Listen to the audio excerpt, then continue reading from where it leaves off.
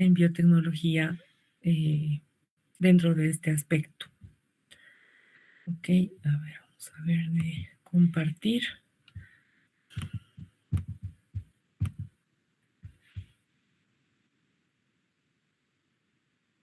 Ok.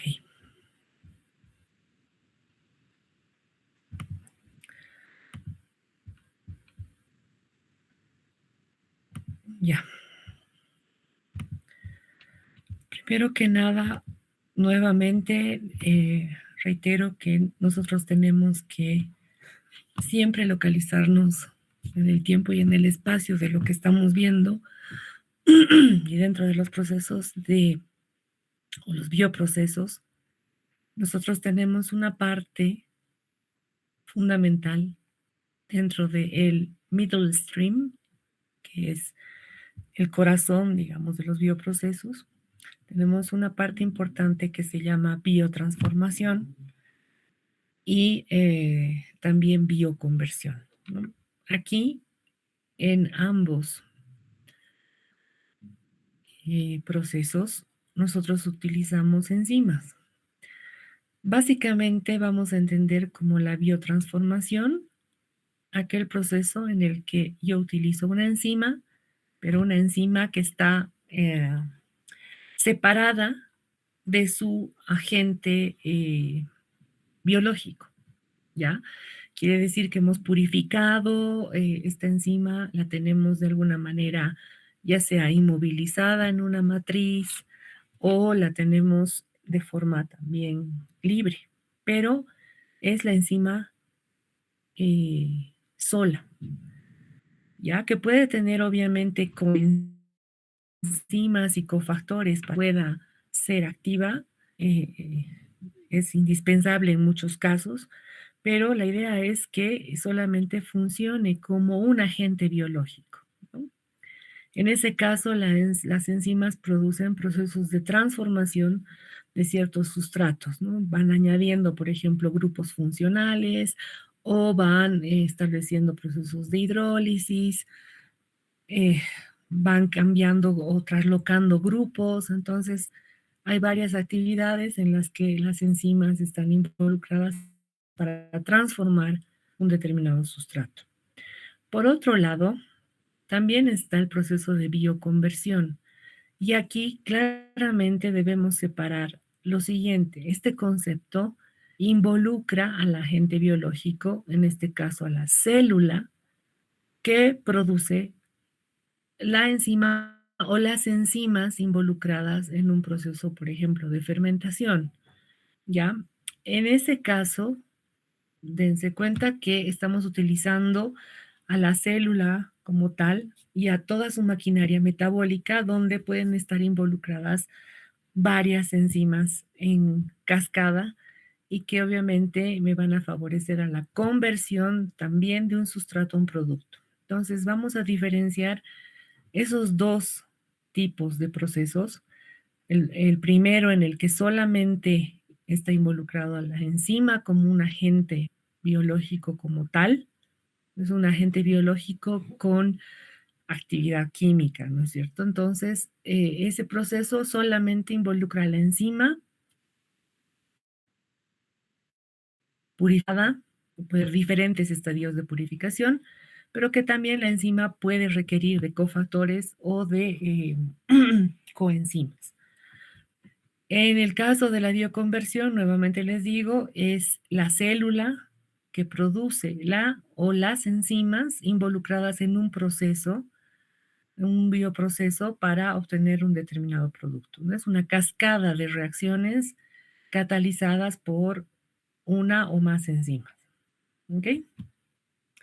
Habiendo hecho esa distinción, porque muchas veces hay una confusión entre estos dos conceptos, vamos a recordar que en biotecnología nosotros necesitamos de alguna manera echar mano, utilizar las enzimas solas, las enzimas purificadas. Entonces, es determinante, lucrados en este pasos de sesión, down, purificación, procesos, ¿no? Que es extensión del producto, ¿no? Entonces aquí mm, las enzimas pueden perder su actividad debido a todos estos pasos que se han utilizado para obtenerla. E incluso podemos perder rendimientos y actividades. Entonces, es lo que la actividad de una enzima es lo que nosotros vamos a entender ahora, cómo es que se traduce, ¿no? Entonces, a este paso yo creo que todos ustedes saben qué se entiende por actividad enzimática. Me gustaría escuchar cuál es el concepto que ustedes tienen de actividad enzimática para ver si estamos claros todos. Alguien se anima. ¿Qué es la actividad enzimática?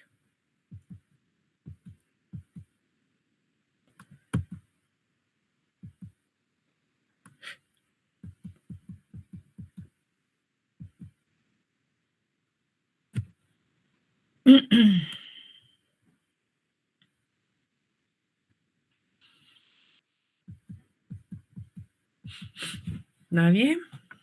Una forma más simple, chicos. Doctora, Sí. yo tengo entendido que la actividad enzimática es una transformación, se podría decir, de un sustrato donde la enzima va a actuar y esta enzima donde actúa el sustrato va a producir, va a obtener un producto. Ya, entonces, ¿qué específicamente tendría que suceder entre la enzima y ese sustrato? ¿Cuál es el tipo de activación, si quieren, que tiene que existir?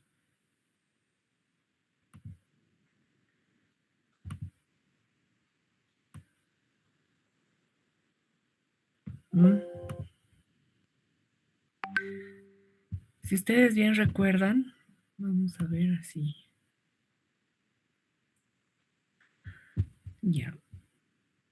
Si ustedes recuerdan, para que exista una actividad enzimática, en realidad tiene que haber una unión, en muchos casos una unión química o un reconocimiento sitio específico de la enzima con el sustrato. ¿No? Muchas veces han hablado del concepto llave cerradura que no está tan descartado del todo por el hecho de que no es que sea solamente una sola llave que entre a una cerradura, ¿no? Pueden ser distintas llaves. Supongamos que en este caso el sustrato es la llave y la enzima es la cerradura. Entonces tiene que haber un acoplamiento tanto espacial como de uniones químicas, de reconocimiento de ciertos, de un sitio activo, ¿no? Si se acuerdan, es un sitio caliente, un sitio activo de unión, donde se van a ligar o donde el sustrato se va a ligar prácticamente a la enzima, ¿no? Y esto es lo que genera una energía de activación.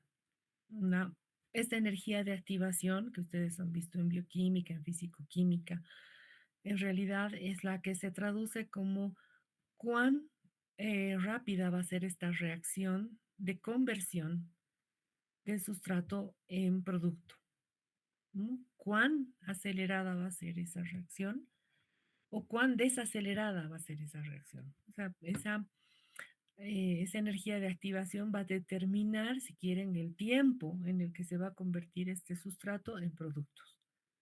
Entonces, esa es básicamente la actividad que tiene una enzima. Esa actividad depende, en cierta manera, o fundamentalmente, de esa energía de activación que se establece y que nos da lugar a entender cuánto tiempo va a durar esta transformación, ¿sí? Si va a ser inmediata, si va a ser prolongada en el tiempo o si va a haber una energía de activación muy fuerte en un inicio y luego en el tiempo va disminuyendo.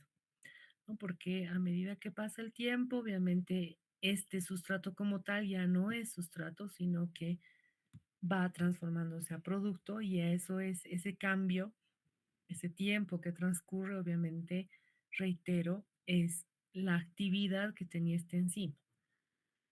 Nuevamente, la actividad de una enzima no depende, por si acaso, no depende de la concentración de la proteína.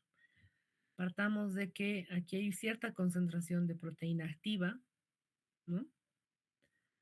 Esta es la enzima, pero no depende de la concentración en la que se halla presente esta enzima, sino más bien depende de cuán disponibles están sus sitios activos para la unión con el sustrato. O sea, vale decir que no interesa cuánta enzima tenga, sino cuán disponibles, cuán activos están sus sitios activos, ¿no? Cuán aptos están para unirse al sustrato, porque puede haber un impedimento estérico, es decir, un impedimento mm, en el espacio, en el que, por ejemplo, una enzima, una proteína esté bloqueando a otra justo en el sitio activo, o se hayan formado coágulos de proteínas en un lugar en el que no permiten que haya esta interacción. Entonces, aquí nuevamente viene el concepto que ustedes van a ver el jueves para entender justamente cómo se establece esta velocidad de reacción, ¿no? Ahí van a ver Michaelis-Menten, nuevamente van a recordar cómo es que a partir de cierta cantidad de sustrato yo tengo solamente y no va a variar la misma actividad enzimática.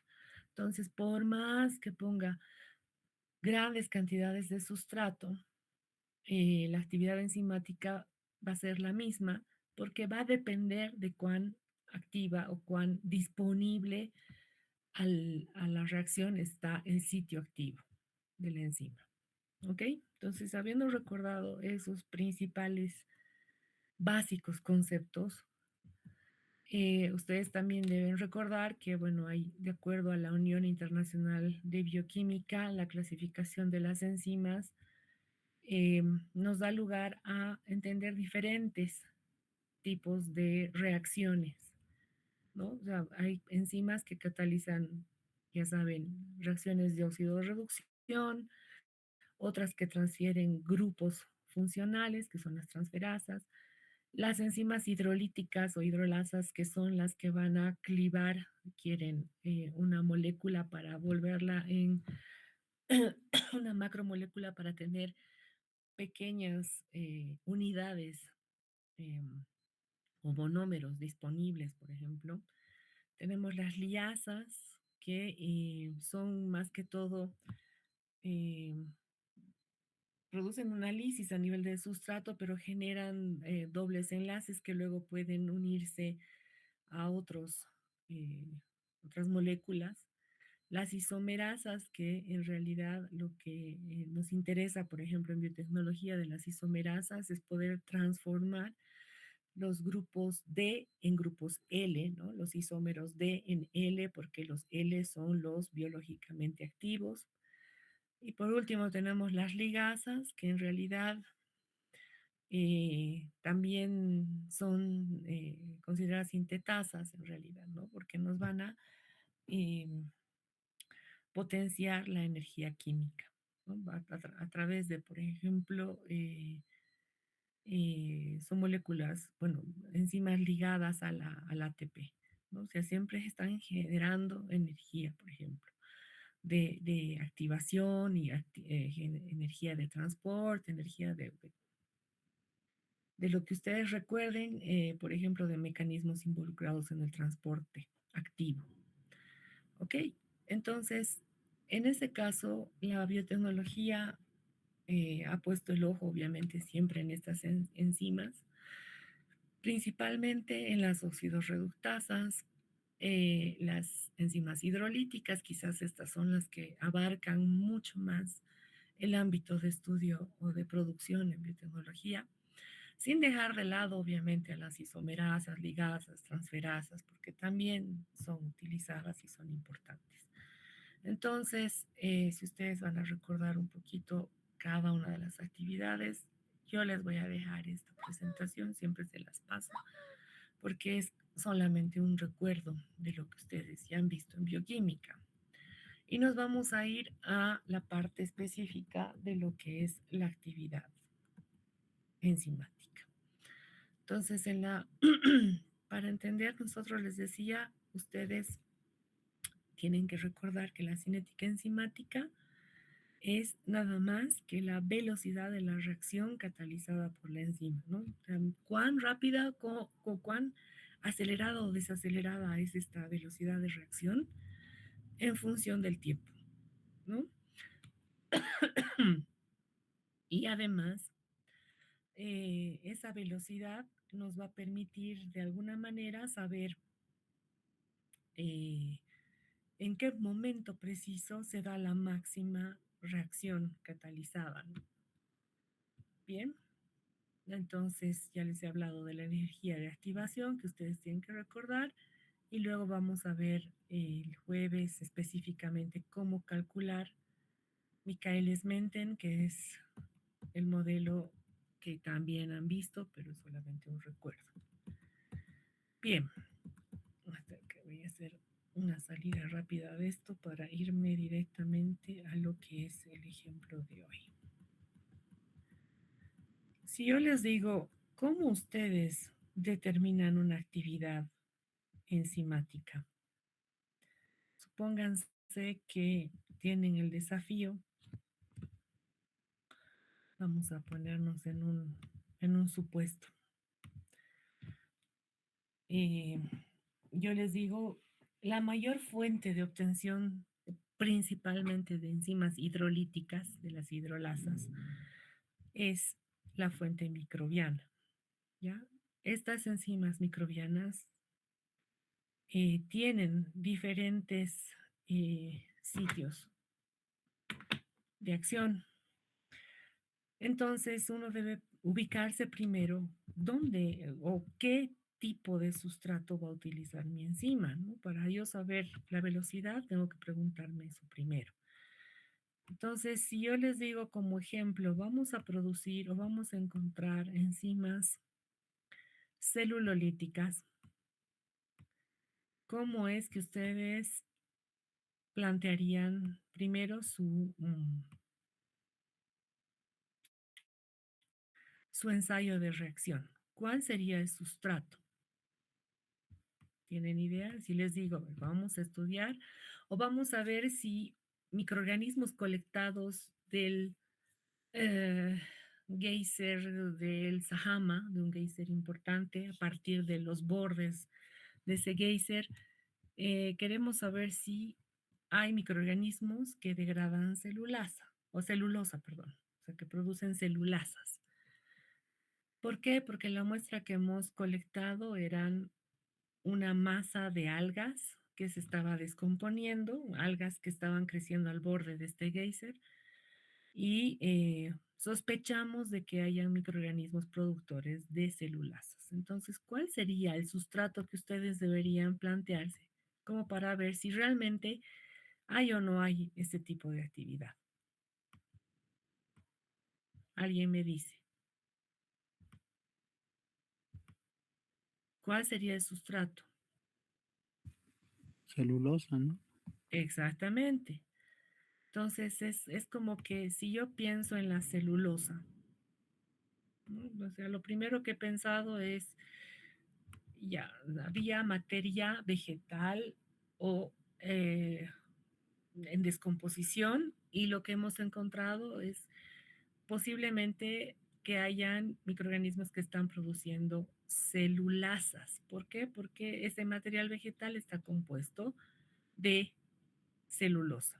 Entonces, no solamente el material vegetal está compuesto de celulosa, también tengo que tener en cuenta que tiene otros componentes, ¿no? Entonces, por ejemplo, ahí yo tendría que contar con que Solamente en la celulosa, en la fibra de celulosa, hay unas microfibrillas, hay toda una serie de organización molecular que está basada simple y llanamente por cadenas de glucosas, ¿no? Glucosas unidas con enlaces, hay enlaces alfa y beta. Entonces forman estas microfibrillas, todas estas cadenas.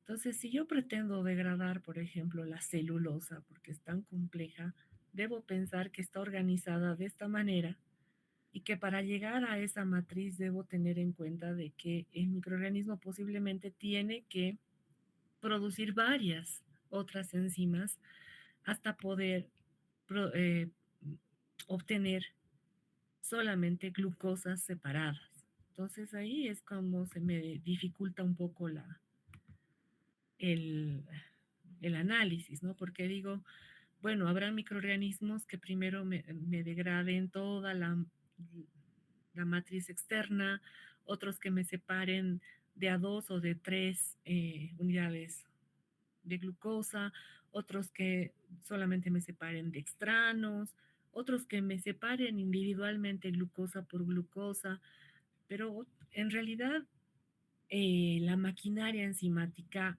es una. O sea, son enzimas que están involucradas en la degradación de de la celulosa, pero en diferentes puntos. Entonces, ¿qué es lo que estoy buscando? Yo digo, digo, sí, celulasas, pero ¿qué tipo de celulasas? Las que me separen de extranos, las que me separen monosacáridos, disacáridos. Entonces, ahí es donde yo me planteo primero qué tipo de sustrato voy a tener. Entonces, siempre que voy a ensayar una primera eh, actividad, especialmente si no sé qué enzimas está produciendo mi microorganismo, eh, voy a tratar de poner o de facilitar a ese microorganismo sustratos complejos y simples. Complejos basándonos en el hecho de usar celulosa y simples en poner, por ejemplo, disacáridos y algunos dextranos. Entonces, el estudio no solamente se basa en poner celulosa como tal. Y además de celulosa como tal, yo les digo, hay diferentes tipos de celulosas, ¿no? Entonces, ahí se me complica también qué celulosa voy a colocar. Entonces, el buscar enzimas en la naturaleza, si queremos, en este caso producidas por microorganismos, implica un gasto muy grande en cuanto a ofrecer a ese microorganismo diferentes sustratos como para poder ver qué enzimas está produciendo. Entonces, ahí no queda la cuestión, porque el problema es que inicialmente nosotros podemos hacer un tamizaje, si quieren, de forma rápida. Por ejemplo, preparar medios de cultivo, que esta es una práctica que nosotros vamos a hacer en el laboratorio. Vamos a preparar diferentes medios de cultivo que tengan un sustrato específico. Por ejemplo, aquí un medio que tiene proteínas y en este caso hemos puesto leche descremada con un indicador de color. De tal manera que cuando uno aísla, digamos, microorganismos que sospecha que tengan, en este caso, actividad proteasa, ese microorganismo va a crecer en este medio y la ventaja es que hidrolizando las proteínas va a acidificar el medio de tal forma que el indicador de color obviamente vire y nos dé razón de que hay una actividad enzimática medida indirectamente por la acidificación del medio porque el microorganismo ha utilizado, por ejemplo, las proteínas dentro de su metabolismo. Lo propio pasa aquí en las celulasas. Por ejemplo, aquí se ha usado una celulosa que es soluble, que es la carboximetilcelulosa, que ustedes tienen esta carboximetilcelulosa, por ejemplo, como parte de los jugos que consumen, los jugos en los que supuestamente tienen pulpa de fruta, y sin embargo se utiliza la celulosa, la carboximetilcelulosa, como un espesante de ese jugo. Entonces aquí hemos utilizado esa carboximetilcelulosa como parte del medio de cultivo y también se ha utilizado un indicador de color. Entonces, una vez que se siembra el microorganismo en cuestión, en el que se supone que está produciendo celulasas, hay un viraje de color del rojo al amarillo, si bien algunas zonas más claritas, en el que obviamente estamos viendo que el microorganismo ha utilizado la celulosa como fuente de carbono, pero a expensas de que tenía celulasas, ¿no? Las han ido clivando esa celulosa en dextranos, en disacáridos, e incluso hasta obtener unidades monoméricas como la glucosa. Y esa glucosa ha sido la que ha aprovechado el microorganismo a través de Ebner-Meyerhof, la ruta de la glicólisis, y obviamente acidificado el medio, ya saben por qué ha habido una producción de ácido láctico o ácido pirúvico a través de esta vía. Entonces ahí básicamente este tipo de screening o tamizaje primario, si quieren, nos permite, fíjense, ver de forma muy general de una muestra dada si es que tengo microorganismos productores, en este caso de enzimas hidrolíticas, ¿no? Aquí hay otras más. Aquí hay unas ligninolíticas que son óxidos reductasas en realidad. Aquí se utiliza otro medio de cultivo, que es lo que vamos a ver también en prácticas, en los que se observa que hay reacciones de óxido reducción, ¿sí? Entonces, esa es la forma inicial de hacer screening. Pero imagínense que después el trabajo que me queda a partir de este screening para poder determinar en el caso, por ejemplo, de las celulasas, qué tipo de celulasas está produciendo este microorganismo, involucra que haga también ensayos con determinadas celulosas específicas, con dextranos, con disacáridos. Entonces, se me encarece el estudio. Hoy en día, lo más factible de hacer es que, ya les vuelvo a reiterar, es ir al, extraigo el genoma completo del microorganismo y, bueno, secuencio su genoma completo, perdón, extraigo el DNA total y secuencio el genoma completo del microorganismo. Y lo único que hago es anotar, porque estoy comparando con bases de datos, anotar si es que hay, por ejemplo, plataformas de celulasas dentro de su genoma. Y lo único que me queda es si es que encuentro alguna que sea distinta a las que ya están en las bases de datos y puede ser interesante, pues simplemente la mando a sintetizar en un plásmido y hago ingeniería genética para producir específicamente esa enzima. Entonces, me olvido de todo el trabajo que tendría que hacer para poder aislar un nuevo microorganismo que me produzca una nueva enzima, etcétera. No quiere decir que no se haga, puesto que todavía hay lugares prístinos en nuestro planeta en los que pueden haber actividades enzimáticas interesantes, por ejemplo, producidas a través de factores estresantes como son una exposición elevada a radiación ultravioleta o una exposición a ambientes áridos, deficientes en nutrientes, etcétera, ¿no? Entonces ahí sí podemos tener enzimas wild type, o sea, nativas, que sean de interés. ¿Por qué? Porque están adaptadas a otras condiciones que tal vez no están descritas todavía en las bases de datos. ¿Ya? Bien, nosotros vamos a tratar de ver siempre entonces de buscar estas enzimas, principalmente las hidrolíticas. ¿Por qué?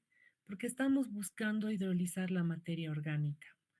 Acuérdense que todo el concepto que hemos visto de, por ejemplo, remediación de suelos o remediación de aguas residuales está dirigida a disminuir la cantidad de la carga orgánica presente, por ejemplo, en las aguas residuales, o adicionar nutrientes en el caso de un suelo desértico. Entonces, siempre vamos a manejarnos en el sentido de aumentar, o sea, bioaumentar o bioestimular determinados sustratos. ¿No ven? Ok, bien. Vamos a ver ahora de lleno, ya que les he dado todo mi ejemplo. Yo les pongo el siguiente desafío. Vamos a irnos a la parte con el ejemplo de la celulosa. Sabemos que cuando la enzima va a utilizar o va a clivar este disacárido en este caso, que es la celobiosa, que es parte de la celulosa, va a tener un sitio de acción, ¿no? O sea, tiene un sitio específico, ¿no? De hidrólisis. Y en este caso es la unión beta 1,4.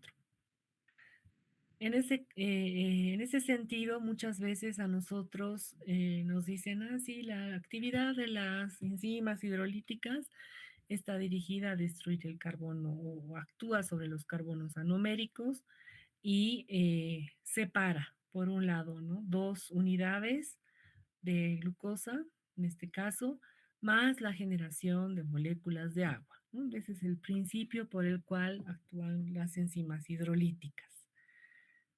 Y es básicamente este tipo de reacción, ¿no? Entonces actúa sobre el carbono anomérico y tenemos separadas dos moléculas que ya están disponibles en realidad como unidades monoméricas para ser asimiladas por el microorganismo. Pero, ¿qué sucede en el caso de que tenemos una cadena mucho más larga? Aquí vamos a tener diferentes enzimas, como les decía, que van a actuar o van a clivar diferentes puntos a lo largo de esta cadena de glucosas. Por ejemplo, las que son o las que me van a clivar puntos específicos y me van a generar solamente glucosas sueltas son las 1,4 beta exoglucanasas. ¿Ya? Beta 1,4 porque actúa sobre este enlace beta y es una exoglucanasa porque me está liberando una unidad de glucosa a partir de la cadena principal. Entonces, estas exo están actuando así al extremo, a los extremos de las cadenas, en este caso de la celulosa. En el caso de las endoglucanasas, como es el caso del ejemplo CX2, fíjense, esta es la cadena de celulosa y aquí sigue a la N moléculas de glucosa. Nosotros vamos a tener que esta enzima actúa dentro, o sea, en el interior de todo lo largo que es esta cadena, y nos van a generar en realidad dextranos, ¿ya? Al clivar en este lugar igual tiene una actividad 1,4 beta, pero es endoglucanasa. ¿Por qué? Porque no estoy en los extremos, sino en el interior de esta cadena. ¿Ok? Por otro lado tenemos la la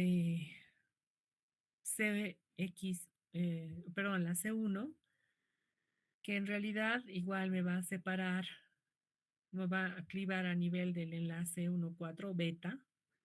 En este caso es 1,4 beta-glucan celobiohidrolasa. ¿Por qué celobiohidrolasa? Porque nos va a rendir celobiosa, ¿ya?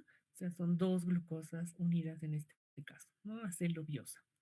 Entonces, fíjense que hay diferentes celulasas, otra vez reitero, y tienen diferentes sitios de acción. Por eso mismo les decía que se encarece el hecho de poder determinar con cuál voy a quedarme. Y lo que nosotros vamos a hacer, por ejemplo, si ustedes ven esta gráfica, vamos a tratar de que se acerque un poquito más esto porque creo que no se ve muy bien las gráficas. Esto es lo que nosotros pretendemos obtener cuando hacemos el estudio de enzimas. ¿No? Es que si no, aquí. Fíjense que para empezar, abóquense a ver, tenemos dos ejes YES. En este lado están beta-glucosidasas, beta-silosidasas. Aquí tenemos endoglucanasas y endosilanasas. Hemos visto dos tipos de enzimas. Pucha, no me deja poner puntero cuando estoy con la lupa. Vamos a ver. Entonces tenemos dos tipos de enzimas. Por un lado, las beta-glucosidasas y las endoglucanasas se refieren, por ejemplo, a todas las celulasas, ¿ya? Y en el caso de las beta-silosidasas y endosilanasas se refieren a la hidrólisis del silano o la hemicelulosa, ¿ya? Que es también parte del material vegetal, ¿no? Entonces saben que está compuesta el material vegetal por celulosa, hemicelulosa y lignina. Ok. En este caso, si vemos, por ejemplo, ahí ustedes ven unas dinámicas bastante interesantes. Vamos a ver si consideramos a la endoglucanasa. Estamos midiendo en unidades internacionales por litro su actividad. Entonces son las actividades enzimáticas, ¿no? De estas enzimas, valga la redundancia, sobre determinados sustratos. Seguramente aquí en B y en C, por ejemplo, son diferentes sustratos, pero hemos ido midiendo cómo se ha ido estableciendo las diferentes actividades. Y eso es lo que nosotros ahora vamos a hacer. ¿Cómo llegamos a determinar estas unidades internacionales? Y podemos luego decir, en el tiempo ha ido aumentando la actividad, por ejemplo, de la endoglucanasa, ¿no? Que en un inicio a las 20 horas estaba aquí, luego a las 30, 40 horas, 60 horas y luego ha ido bajando. En otros casos no ha habido variación en la actividad y la única que ha visto, digamos, repunte ha sido esa. ¿No? O en el otro caso, con otro sustrato, han habido dos que han sido muy activas hasta las 10 horas y luego que han quedado prácticamente estables en el tiempo. Entonces, eso es lo que vamos a aprender. Bien. Para entrar directo al ejemplo, pucha, esta presentación que tiene un montón de cositas, necesitamos entender un concepto. No sé si ustedes están familiarizados primero con la determinación de azúcares reductores. En un momento les he preguntado si en bioquímica habían determinado azúcares utilizando métodos como, por ejemplo, Somogy-Nelson. En este caso, este es el método del ácido dinitrosalicílico. ¿Ya? Y la idea es la siguiente. La idea es que este método, al utilizar este compuesto, voy a amplificar para que puedan verlo mejor. ¿Sí? El ácido 3,5-dinitrosalicílico en realidad va a reaccionar con el azúcar reductor que está presente en una muestra. ¿Por qué estoy hablando de azúcares reductores si es que quiero hablar de la actividad enzimática? Partamos del principio de lo que les acabo de explicar, de que las enzimas me van a liberar azúcares, especialmente las que hemos visto en las celulasas, ¿ya? Pero no solamente eh, mm, son azúcares simples, ¿no ve? Como hemos visto, pueden ser dextrina o dextranos, perdón, o pueden ser también disacáridos, ¿no? O monosacáridos. Entonces, así lo que nosotros queremos es ver cómo reaccionan estos azúcares y en qué lugar reaccionan los azúcares, ¿no? O sea, en realidad hay una parte del azúcar, o sea, el reducing sugar quiere decir el azúcar reductor, que tiene una parte en su molécula que va a reaccionar con el ácido nitrosalicílico y este, al reaccionar con este azúcar, va a cambiar de color. De tal manera que se genere un compuesto, un azúcar oxidado, pero el ácido nitrosalicílico, en este caso es 3-amino-5-nitrosalicilato, ¿ya? Y nos da un color rojo. Inicialmente es un color naranja o amarillo. Amarillo, vamos a ponerlo así. Y que al reaccionar uno a uno, o sea, mol a mol, una molécula de esto con esta otra molécula, tiende a cambiar de estado y tenemos un azúcar oxidado y el nitrosalicilato rojo, que se puede determinar a 540 nanómetros. Entonces, partamos de lo siguiente. A mayor cantidad de azúcares reductores, van a reaccionar uno a uno con moléculas de dinitrosalicílico para tener un incremento también uno a uno, ¿no? De este nitrosalicilato que puede ser determinado entonces indirectamente para saber cuántas unidades de azúcar libres tengo yo en el medio, a efecto en este caso de la actividad enzimática, ¿ya? Para poder establecer una correlación que nos permita determinar concentraciones, necesitamos primero hacer una curva de calibración en función a qué, a que tenemos que preparar nuestros ensayos solamente con azúcares.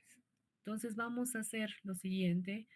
Generalmente tenemos un blanco, un control y un test en la reacción enzimática que le vamos a ver después, pero ustedes solamente se van a concentrar ahora en esta parte.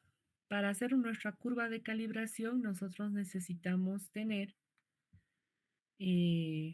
muestras de azúcares en diferentes concentraciones. ¿Ya? Supónganse que vamos a hacer nuestra curva de calibración con 10, 20, 30, 40, 50, hasta 100 microgramos por ml de glucosa, pensando que lo que estamos buscando es el azúcar reductor final y ustedes saben que la glucosa es un azúcar reductor. Entonces ahí hago mi curva de calibración en función a distintas concentraciones que van a ser aquí puestas como test. Y lo que voy a utilizar en realidad aquí como sustrato, no se fijen tanto como sustrato, sino es el dinitrosalicílico que voy a aumentar, ¿ya? Y voy a hacer mi curva de calibración en función a mezclar distintas concentraciones que están en este volumen de muestra. O sea, todos van a ser 50 microlitros, pero con distintas concentraciones de azúcar. Y el dinitrosalicílico en este volumen. Voy a hervir luego esa reacción. O sea, voy a llevar a ebullición, lamentablemente, bueno, no lamentablemente aquí, la ebullición es a 86 grados por 5 minutos y lo que voy a tener es una gama de colores naranjas a rojos que van a ser producto de la reacción uno a uno de las distintas concentraciones perdón, de azúcares. ¿Ok? ¿Alguien se ha perdido hasta aquí? Esta es la parte para hacer la curva de calibración. Bien. Em, si me dan un cachito, por favor, necesito encontrar. Mientras vamos a hacer un break de 5 minutitos, mientras encuentro se ha cerrado mi protocolo. ¿Ya? Les voy a sacar del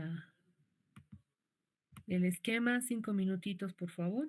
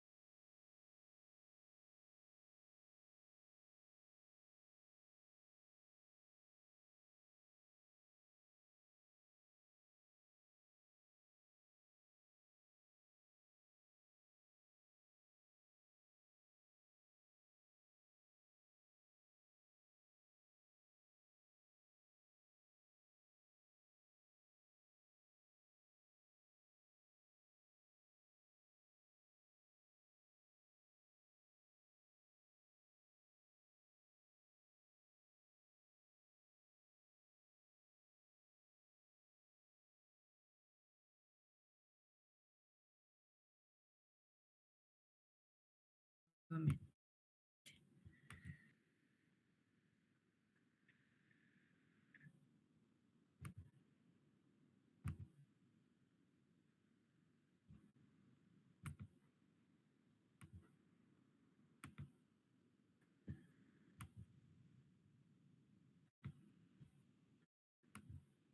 Ya.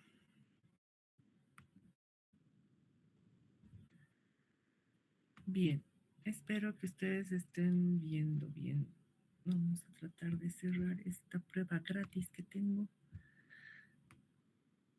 y aumentar un poquito más el tamaño.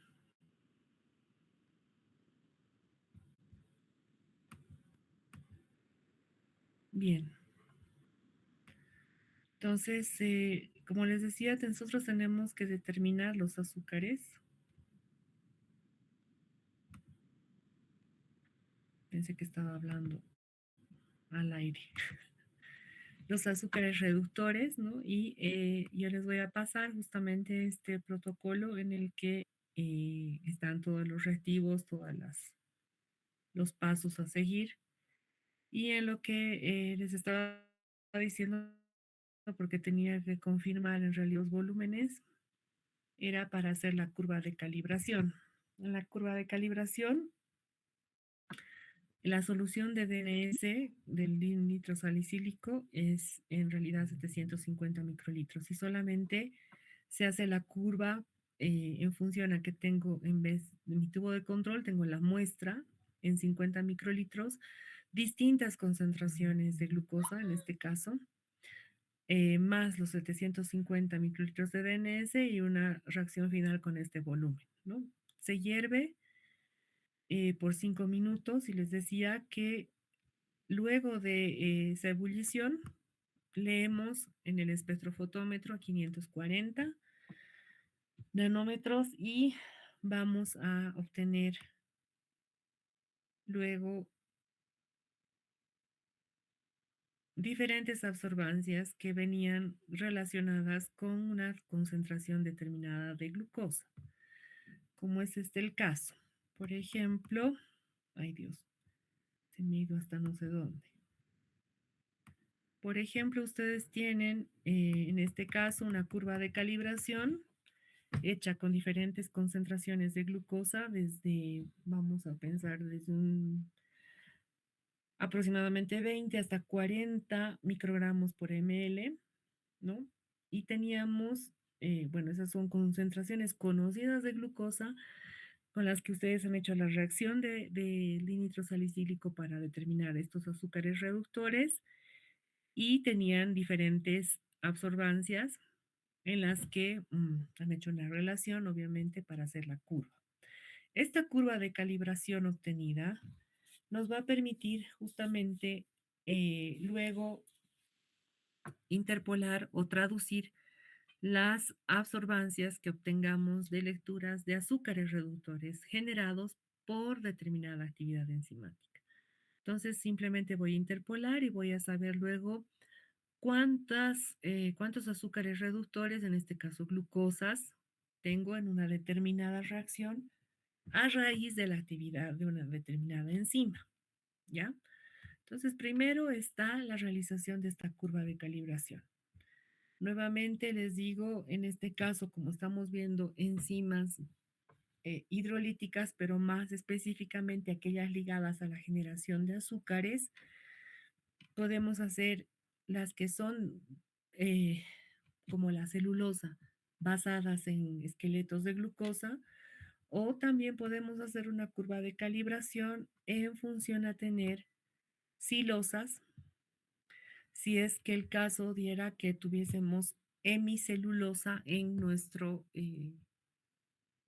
matriz, digamos, y sospechamos de que hay enzimas silulolíticas y podemos hacer en función a este otro azúcar, ¿no? Entonces, hoy vamos a partir solamente del hecho de tener matrices poliméricas basadas en cadenas de glucosa, como es el caso de, por ejemplo, la celulosa, el almidón, básicamente, ¿ya?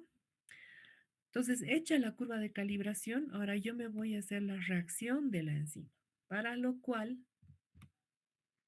tengo que acordarme de lo siguiente. Ustedes ven aquí una tablita en la que tenemos la enzima involucrada, el tipo de sustrato que va a utilizar. Y aquí, por ejemplo, vamos a ver qué curva estándar voy a utilizar para traducir las unidades de azúcares que se liberen gracias a la actividad de esta enzima y qué tipo de blanco también voy a utilizar. Entonces, esta es una tabla que ayuda mucho en el sentido de saber, de no equivocarse al momento de elegir principalmente el sustrato que voy a utilizar, ¿ya? Por ejemplo, nosotros en la práctica vamos a hacer la determinación de endocelulasas, para lo cual vamos a utilizar Acuérdense que las endocelulasas clivan o rompen la cadena de celulosa en el interior de la cadena, ¿no? Ahora, podemos utilizar papel, cualquier tipo de papel, papel periódico, papel higiénico, papel filtro, el que quieran. Podemos usar carboximetilcelulosa, celulosa cristalina, alfa celulosa o en algunos casos hasta nitrocelulosa. ¿Ya? Entonces esto es para las endocelulasas. Y específicamente vamos a ver que obviamente necesitamos la curva de calibración estándar de glucosa utilizando el dinitrosalicílico para traducir luego las unidades de azúcares reductores que se generen a raíz de la actividad de estas endocelulasas sobre estos sustratos. Y aquí tienen respectivamente qué blancos podríamos utilizar en el caso de utilizar estos sustratos. ¿Ok? Primero, vamos a suponer entonces que como ejemplo nosotros tenemos a la carboximetilcelulosa, ya como sustrato. Lo que vamos a hacer es vamos a hacer 3 tubos en el procedimiento, 3 tubos, uno que va a ser un tubo blanco, el otro el tubo control y el otro el tubo test o tubo ensayo. Y cada uno de estos tubos va a tener los siguientes componentes agregados. Entonces, ustedes para el tubo blanco solamente tendrían que poner sustrato y agua. En el tubo control, sustrato y nada más por el momento. En el tubo test se pone muestra, sustrato y nada más. Entonces, fíjense, por el momento todos tienen, o no todos, el tubo blanco y el tubo test tienen un volumen final de 500 microlitros. Sin embargo, al tubo control le falta 50 microlitros de algo que después va a ser añadido, ¿ya? Esta es una forma de simplemente de hacer un truquito que se van a dar cuenta por qué después vamos a añadir lo que falta para enrasar o terminar de equilibrar los volúmenes entre los 3 tubos. Luego de haber añadido todos estos componentes, nosotros vamos a incubar los 3 tubos a 50 grados por 1 hora, 60 minutos. ¿Cuál es la finalidad de esta exposición a esta temperatura? Justamente la finalidad es acelerar la velocidad de reacción entre la enzima y el sustrato. ¿Pero por qué enzima? ¿Dónde está la enzima? Va a decir. Entonces, ya aquí yo estoy incubando a esta temperatura y este tiempo para acelerar la actividad enzimática. Analicemos ahora dónde está la actividad enzimática. Ustedes han puesto un sustrato determinado acá. El sustrato contiene carboximetilcelulosa, que ese es el azúcar que vamos a utilizar para clivarlo, si quieren, ¿ya? Es un polímero que queremos hidrolizarlo, ¿ok?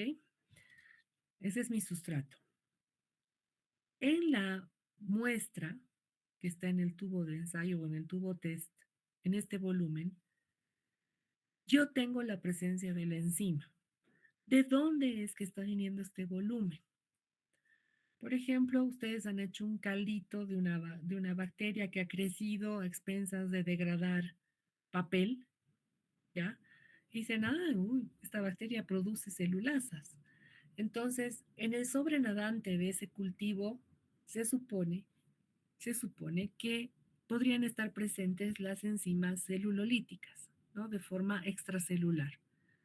Les digo se supone porque muchas veces este tipo de enzimas están en bolsitas a nivel intracelular, en unas bolsas que se llaman celulosomas y están pegadas a la membrana celular. Entonces tiene que haber una unión de la bacteria sobre el sustrato de la bacteria, ¿no? Fíjense, de la bacteria para vaciar esta bolsa ligada a la membrana que contiene estas enzimas, ¿ya? Pero una vez que las vacía, obviamente la actividad ya es extracelular y por ende pueden estar presentes las enzimas en el sobrenadante del cultivo. Y por eso yo tomo ese sobrenadante y digo, aquí están presentes las enzimas que estoy buscando. Por eso las voy a agregar aquí como que asumiendo que las enzimas están en este volumen, ¿ok? En la muestra. Y eso es lo que vamos a hacer en la práctica, básicamente, lo que les acabo de describir. Nosotros vamos a ver la hidrólisis del papel, inoculando con ciertas bacterias que las vamos a rescatar o las vamos a inocular a partir de sus columnas de Winogradsky. Y vamos a ver si estas bacterias en un tiempo dado han logrado hidrolizar ese papel. Entonces, si han logrado hidrolizarlo, quiere decir que en su sobrenadante va a haber o van a estar presentes las enzimas celulolíticas, ¿ya? Y ahí vamos a ver la actividad de esas enzimas, ¿ok? Hasta aquí nadie se me ha perdido, ¿verdad? Entonces, fíjense que en el test estoy ensayando justamente la actividad de esa enzima presente, supuestamente, en ese sobrenadante. Para equilibrar ese volumen, al tubo blanco, por ejemplo, le he agregado agua. Y me dirán, pero ¿por qué el tubo control no tiene este volumen? Ahora voy la explicación. Les decía entonces que ahora como tenemos presente en este volumen la enzima, se supone que al exponerla, al incubarla a 50 grados por 60 minutos, vamos a acelerar la reacción enzima-sustrato en este tubo, ¿no? La enzima celulolítica presente va a actuar sobre la carboximetilcelulosa que está en el sustrato, ¿ya? Nuevamente, luego de esta incubación, a cada uno de los tubos, nosotros vamos a agregar lo siguiente. Al tubo control le vamos a agregar la muestra en 50 microlitros. Pero ojo, fíjense, esta muestra que ustedes recuerdan contiene supuestamente las enzimas, le estoy agregando después del tiempo de incubación. Es decir, no le estoy dando chance a que reaccione con el sustrato, o si va a reaccionar lentamente, porque a través, en este paso previo, yo he incubado a este tiempo y a esta temperatura para acelerar la reacción enzimática. ¿Ya? Aquí simplemente estoy poniendo estos 50 microlitros para restar el efecto que puede estar presente en la misma muestra per se. ¿Qué quiere decir? Todo lo que arrastraba la muestra a partir del medio de cultivo, ¿no? Restos de otros, otras sales, otros sustratos, otras, o sea, elementos componentes del medio de cultivo. Entonces voy a restar ese efecto porque después tengo que leer al espectrofotómetro y obviamente tengo que quitarme de encima ese interferente, ¿no ven? Ok. Luego a toditos los tubos voy a agregar la solución de ácido dinitrosalicílico y finalmente, una vez que ya he añadido estos volúmenes, fíjense, todos mis tubos tienen el mismo volumen. Y nuevamente voy a llevar a ebullición por 5 minutos estos tubos. Dejo enfriar los mismos y voy a tener una reacción de color bajo el principio que les he explicado. Va a haber una reacción mol a mol del dinitrosalicílico con el azúcar reductor que se haya generado a través de la hidrólisis del sustrato presente en mi tubo test. ¿Ya? Puede que haya una pequeña hidrólisis en el tubo control, pero bueno, es mínima. Lo que yo he hecho ha sido acelerar la reacción con la temperatura en un tiempo dado. Entonces simplemente voy a ver si estaba presente mi enzima porque ha acelerado la reacción. Y ustedes saben, he aumentado la energía de activación porque he aumentado la temperatura. Y esto facilita la reacción enzima-sustrato. Bien. Luego de que he enfriado, obviamente voy a leer al espectrofotómetro, ¿no? Determinando el cero con el blanco, con el tubo blanco que he hecho, ¿no? Y voy a leer los tubos control y test. Entonces hago el blanco y leo los tubos control y test. Entonces voy a interpretar los resultados de la siguiente manera. Voy a restar la absorbancia determinada en el test menos la absorbancia del control y va a ser la absorbancia real de mi lectura, ¿ya? Al hacer esta resta, lo único que me he quitado de encima, reitero, son todos los interferentes que podrían estar presentes en el medio de cultivo, en la misma reacción, etcétera, y que sea solamente la absorbancia la referida a los azúcares reductores que han reaccionado con el ácido dinitrosalicílico. Nada más, ¿entienden? Ya. ¿Qué sigue? Entonces yo ahora tengo que interpolar el dato obtenido, es decir, mi absorbancia real, tengo que interpolarla en la curva de calibración para obtener el dato o traducir la absorbancia en términos de microgramos por ml. ¿Ok? Y esos datos obtenidos ahora los voy a llevar a unidades internacionales por mililitro, de acuerdo al tiempo de incubación que he hecho. Entonces voy a seguir la siguiente asunción.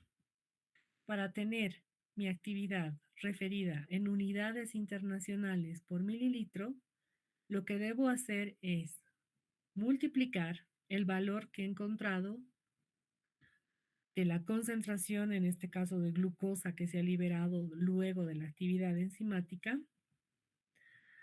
y esa concentración por 25. ¿Por qué por 25? Este 25 viene justamente de la dilución que es referida a todos los volúmenes que he puesto de dinitrosalicílico, de sustrato, etcétera, ¿no? Entonces, que es como que esa mi concentración de glucosa está en este factor de dilución, si quieren, ¿no? Entonces, de acuerdo a las proporciones de los volúmenes que he ensayado acá, ¿ok? Luego, todo eso está dividido por el peso molecular del azúcar que estoy analizando, en este caso, glucosa, ¿ya? Entonces, 180 gramos mol por 60, que es 60 significa el tiempo de incubación, los 60 minutos de incubación que he tenido en el paso justamente de la actividad enzimática. Entonces, de esa manera estoy realizando, fíjense, la concentración de glucosa que se ha generado luego de la actividad, que acuérdense que puede ser glucosas sueltas, que pueden ser disacáridos, que pueden ser dextranos, pero tienen una unidad monomérica final que reacciona uno a uno con el dinitrosalicílico. ¿Ok? Entonces ahí simplemente me interesa cuál ha sido la reacción de los azúcares liberados con el dinitrosalicílico. Entonces la concentración por el factor de dilución, por el peso molecular del azúcar que supongo que se ha liberado, en este caso glucosa, y por el tiempo de incubación que ha sufrido la reacción para acelerar la actividad enzimática. ¿Ok? Entonces ahora ya tengo mis datos en unidades internacionales por ml. Simple. Puedo cambiar a unidades internacionales por litro. Puedo. Todo depende de cómo haya establecido mi curva de calibración o cómo después yo puedo corregir estos datos a microgramos por ml, si quieren miligramos por litro, si quieren gramos por litro también, todo depende. Pero siempre se tienen que fijar, por favor, en qué unidades, o sea, en qué volumen están expresando la unidad internacional. O sea, puedo también decir unidad internacional suelta. Sí, puedo, pero es mejor referirla en qué he medido la enzima, o sea, ¿dónde se ha dado la reacción enzimática? ¿En un medio acuoso? Sí, entonces en ese medio acuoso, ¿cuánto había de volumen? ¿No? Entonces, tanto se ha liberado en tal volumen, perfecto. Es por esa razón. Puedo asumir que ha habido una reacción, por ejemplo, en un medio, en un sustrato sólido. Sí, también, pero tengo que ver cuántos gramos de sustrato sólido estaban presentes. Es mucho más complicado hacer con sustrato sólido porque ahí no hay una homogeneidad, ¿no ve? Muchas veces. Puedo expresar las unidades internacionales, por ejemplo, por proteínas totales que yo tenía en el medio de cultivo o en la reacción. Sí, puedo, porque piensen bien que los microorganismos pueden producir varias enzimas al mismo tiempo. Muchas de ellas se producen de forma constitutiva. No necesitan un mecanismo inductivo, ¿ya? Y es decir, no necesitan el sustrato como inductor del proceso. Entonces, pueden producirse otras enzimas concomitantemente a lo que yo estoy buscando. Entonces va a haber una saturación de proteínas de otras funcionalidades y lo que quiero saber es mi rendimiento de cuántas unidades internacionales de mi enzima específica están por gramo de proteína total producida, por ejemplo. Ya esa es una forma de saber rendimientos. Entonces eh, vamos a analizar un ejercicio que justamente nos permite ver esta parte. ¿Dónde estás, corazoncito?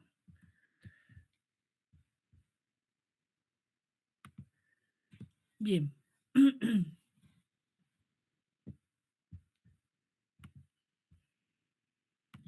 En la gráfica que ustedes tienen en la pantalla, fíjense, se han ensayado distintos sustratos. Paja de trigo, paja brava, cascarilla de arroz, paja de avena, paja de quinoa, hojas secas. Y si ven, todos ellos constituyen residuos agrícolas, ¿no? Residuos que a la larga nadie les presta atención ni tampoco los utilizan para otros fines más que para la alimentación del ganado y el ganado a veces hasta se aburre de comer lo mismo. Entonces, ¿por qué no darle un valor agregado? O, por ejemplo, producir enzimas a partir de estos sustratos, ¿ya? Y en este caso, lo que nosotros queremos, por ejemplo, es producir estas enzimas celulolíticas. Aquí la actividad enzimática que ustedes ven en el eje Y, expresada en unidades internacionales por mililitro, está referida a las celulasas, específicamente endoglucanasas, ¿ya? Y si se fijan, el estudio ha permitido ver simplemente usando diferentes sustratos con cuál de estos sustratos se ha dado una mejor actividad enzimática. Y aquí lo que ven es que con la paja de avena hemos llegado hasta casi las 0.006 unidades por mililitro.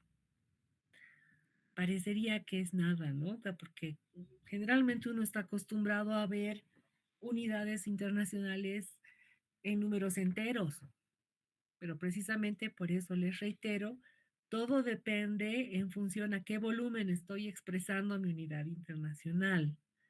Si yo lo expreso por litro o por otros volúmenes mayores, obviamente va a ser mejor, ¿no? O sea, que no se asusten. Pero solamente vean que aquí he alcanzado la máxima, es decir, actividad enzimática con el sustrato de paja de quinoa, pero esa máxima actividad la he alcanzado casi a los 20 días de reacción entre la enzima y el sustrato. Aquí la enzima, las enzimas o la enzima que se ha ensayado es un cóctel enzimático en realidad, chicos, ¿no? O sea, lo que se ha obtenido es inicialmente el sobrenadante de un cultivo, ¿no? Donde solamente se ha recuperado ese caldo donde estaban supuestamente las enzimas, ¿ya? Y lo que vamos viendo es de hacer una reacción enzima-sustrato y ver en qué tiempo se da la máxima actividad. Entonces, fíjense, aquí he podido hidrolizar la paja de avena a este tiempo, mientras que en los otros casos quizás le sigue la paja de quinoa en cuanto a una actividad constante y mantenida, ¿no? Buena, relativamente la mitad quizás de lo que se ha obtenido acá, pero aquí se ha obtenido en un solo punto, ¿no? Luego te cae. Mientras que la actividad en la paja de quinoa ha sido mucho más estable. Lo propio en las hojas secas, ¿no? Ha habido un momento en que se ha mantenido por un tiempo estable, unos 15 días, digamos, y luego otra vez decae. En el caso de la paja brava, realmente es una paja muy recalcitrante, tiene compuestos o sea, la lignina que contiene, perdón, esta paja, es básicamente el mayor porcentaje de la composición de la misma. Entonces es muy dura, ¿no? Muy dura. Yo no sé, básicamente nuestros camélidos, por ejemplo, están adaptados a comer esta paja y deben tener en su microbiota bacterias que son capaces de degradar toda esta matriz fácilmente. Pero en este caso, bueno, fíjense, es muy dura la paja brava, tenemos una actividad muy lenta, de las peores, digamos, de todo el sistema, ¿no? Pero el mensaje es el siguiente, yo puedo hidrolizar estas pajas, ¿con qué finalidad? ¿Con qué finalidad? Les acabo de decir, le voy a dar un mayor valor agregado, por ejemplo, a estos sustratos que generalmente se desechan. Y mi idea es que hidrolizando las matrices, yo pueda tener azúcares disponibles. ¿Para qué? Para alimentación del ganado. ¿Por qué creen que se aburren el ganado? Porque tienen que echar mano a todo su sistema metabólico. En realidad, su microbiota tiene que trabajar fuertemente para hidrolizar esta materia. Mientras que si ya le doy medianamente hidrolizada, ya no le produce, por ejemplo, problemas digestivos, ¿no? Es de muchos problemas en el campo que se ven que las vacas, por ejemplo, se hinchan o las ovejas se hinchan porque han comido un pasto caliente, porque dicen pasto caliente, ¿no? Pero ahí obviamente el efecto también afecta directamente sobre el sustrato, lo hace poco digerible y ahí es que tienen esos problemas. Entonces, si está digerida la paja, es mucho más fácilmente asimilable, ¿no?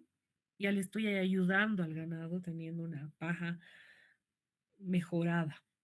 Por otro lado, también el hidrolizar esta paja me permite utilizarla como fuente de carbono para la formación de compost. O sea, va a servir para los microorganismos del compostaje para que terminen de hidrolizar, tengamos un suelo rico en carbono y otros nutrientes que acompañan obviamente la composición de estos, ¿no? Sustratos. Entonces, este es el ejemplo que les pongo porque a mí me gustaría, por ejemplo, que ustedes puedan desarrollar un destapacaños, en función a tener un cóctel enzimático, ¿no? Enzimas mezcladas que tengan distintas actividades, principalmente celulolíticas, amilolíticas, eh, actividades proteolíticas y lipolíticas. ¿Con qué intención? Obviamente la materia orgánica desechada en las excretas tiene todas estas matrices poliméricas, ¿no? Tiene lípidos, tiene carbohidratos eh, y generalmente es difícil degradar la materia así nomás. Entonces, si nosotros podríamos tener destapacaños o estos productos que van hidrolizando a la materia orgánica, tendríamos una materia orgánica con baja carga luego, más adelante, ¿no? Si hubiese algún tipo de tratamiento. Pero también para evitar la obstrucción en los inodoros. Entonces, no es nada difícil encontrar microorganismos o enzimas ya comerciales que tengan estas actividades y simplemente hacer mezclas para tener este tipo de hidrólisis en el tiempo, ¿no? Ir probando de que sean efectivos.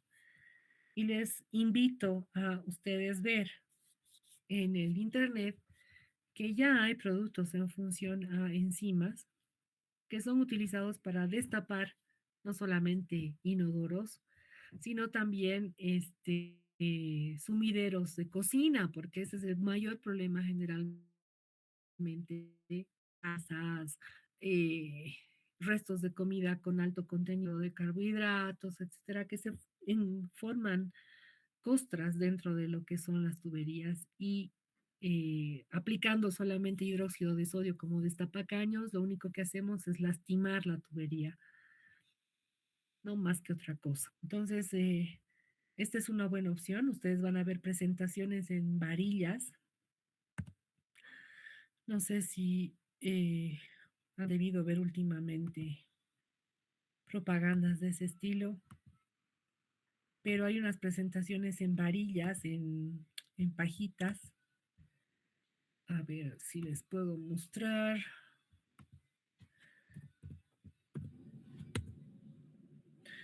Destapacaños en varilla.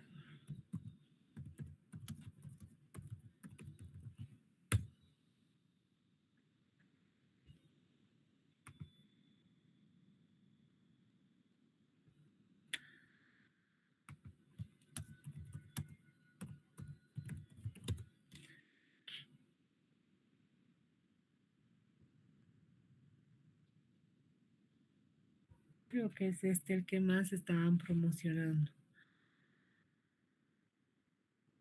Son unas varillas que simplemente las colocan en un sumidero, pero estas varillas tienen en su composición enzimas y se las deja directamente dentro del tubo y van degradando todos los atascos, ¿no? Que se han quedado ahí porque obviamente tienen materia orgánica. Y son enzimas liofilizadas en estas varillas, desecadas si quieren, tipo las varillas aromáticas, ¿no ven? Pero estas se van degradando con agua tibia, obviamente para acelerar la actividad de las enzimas y ya está, eliminado todo. Entonces esto es, por ejemplo, chicos, un buen emprendimiento, siempre y cuando obviamente tengamos la forma de producir las enzimas que no necesitan procesos de purificación exhaustivos, no necesitamos, como les digo, es una mezcla de las enzimas, ahí no interesa si incluso quedan algunos restos del medio de cultivo, etcétera, ¿no? Pero sí es pensar en un emprendimiento a largo plazo con mucha aplicación y altamente necesaria. Bien, no sé si hay alguna pregunta, chicos, hasta aquí para poder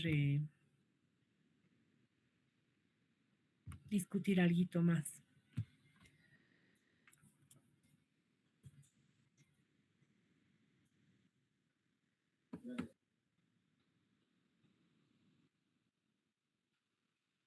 Hola, ¿alguien? Ninguna duda, doctora. Sí, dígame. Ah, no, ninguna duda, doctora. Ah, ninguna.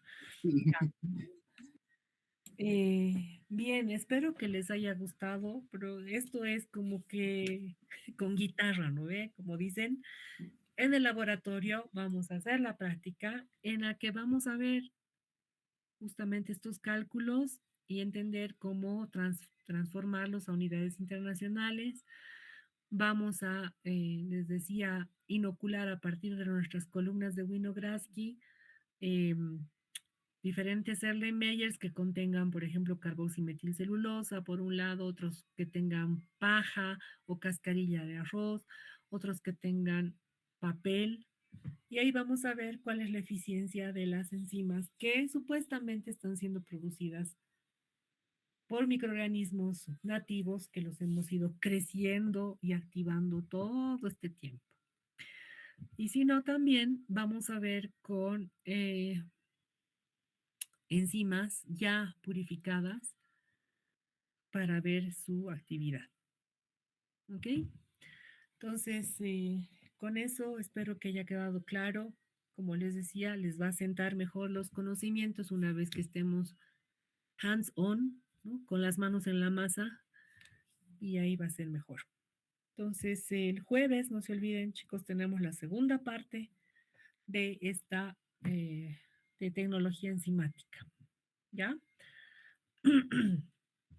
Entonces, hasta ahí el día de hoy.